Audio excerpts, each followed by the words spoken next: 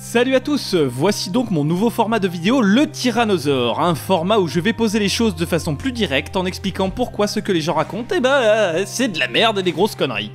C'est de la merde. Quoi? Un Firmosaure, c'est mon penchant marrant où j'utilise la satire pour faire marrer les soignants et évoluer les mentalités, mais ici, le roi des tosaures va dévorer les herbivores aux mentalités préhistoriques pour votre plus grand plaisir. On va faire du sale dans le médical. Et quoi de mieux pour commencer que de s'en prendre aux glands qui te sortent sur les réseaux sociaux? Évidemment pas en face, ça impliquerait d'avoir plus de courage qu'une moule, et là évidemment je pense que j'insulte les moules. Donc qui te sortent sur les réseaux sociaux que ouais, les soignants arrêtez de pleurer, vous avez choisi votre taf et c'est une vocation, ou les trucs du genre je vois pas pourquoi on devrait augmenter ces crevards et ils ont choisi c'est une vocation.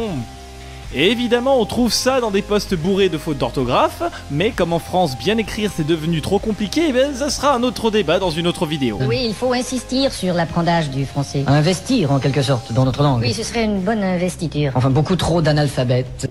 Alors déjà pour tous les mots du bulbe, qu'est-ce qu'une vocation? Voyons la définition que donne le dictionnaire Larousse. Ah bah voilà, je m'en doute que la plupart des gens ont oublié ce que c'est qu'un dictionnaire, mais pour moi ce n'est pas mon cas. Bref donc, une vocation.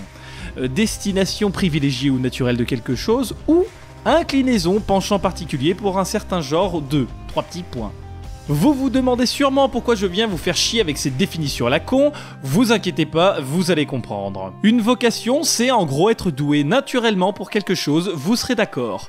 Et normalement, quand on est doué pour quelque chose, on en fait un métier et on se fait payer pour ça. Hein, Phil? Je veux bien le manger pour $1. Qu'est-ce que je t'ai déjà dit à ce sujet, Luc? Facture un max et les gens penseront que tu le vaux bien. C'est ça, alors demande au moins $5. Il a dit $1.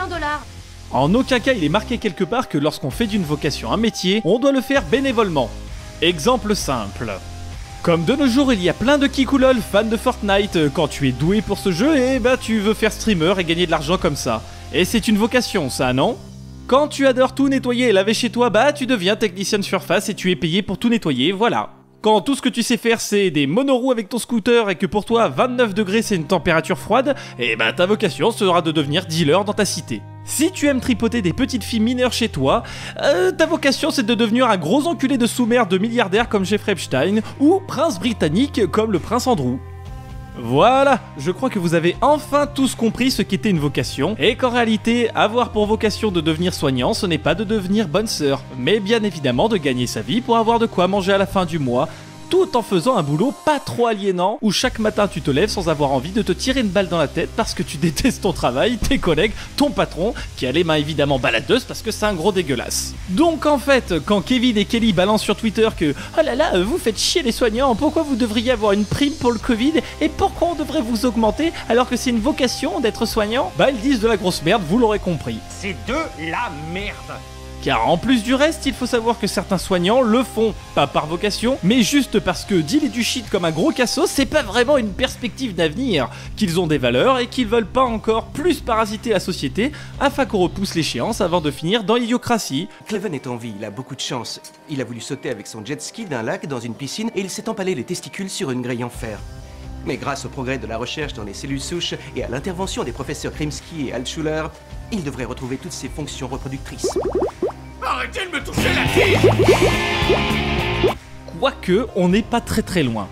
Et oui, tous les soignants le font pas par vocation, comme pour les caissières à Super U, les éboueurs qui passent mardi devant chez toi, ou comme GG le hipster qui promène des chiens en faisant croire qu'il écoute du rock alors qu'il n'y connaît rien du tout.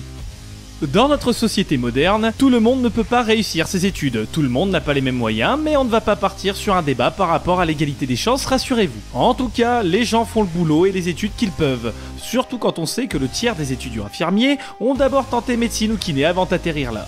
La preuve en est que 30% des idéaux jeunes diplômés abandonnent ces carrières durant les 5 premières années, et ça vient du syndicat national des professionnels infirmiers.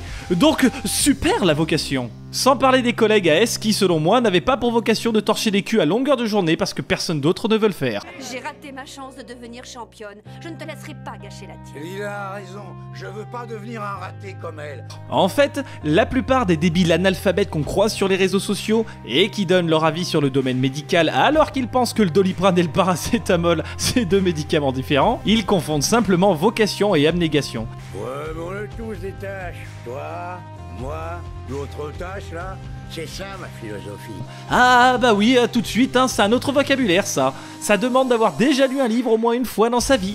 L'abnégation, c'est le sacrifice de soi, de son intérêt personnel au bénéfice des autres. Là effectivement, c'est faire quelque chose sans rien attendre en retour. Pas de salaire, pas de prime Covid, pas de câlin, pas de bisous, ni d'applaudissements. Ah bah, oh oui, bravo, rien du tout.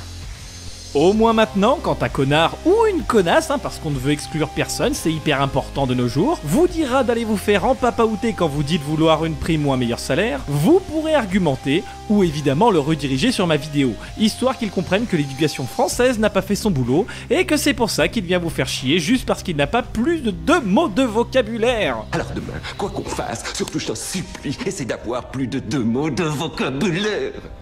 Merci d'avoir regardé cette nouvelle vidéo et ce nouveau format. Si ça vous a plu, évidemment vous pouvez liker, sinon faites-moi le plaisir, mais oui, faites-moi le plaisir de m'insulter dans les commentaires. Je tiens à préciser qu'aucun Kevin ni aucune Kelly n'a été martyrisé durant cette vidéo. Après, je n'y peux rien si ce sont des prénoms communs. A bientôt pour refaire du sale dans le médical.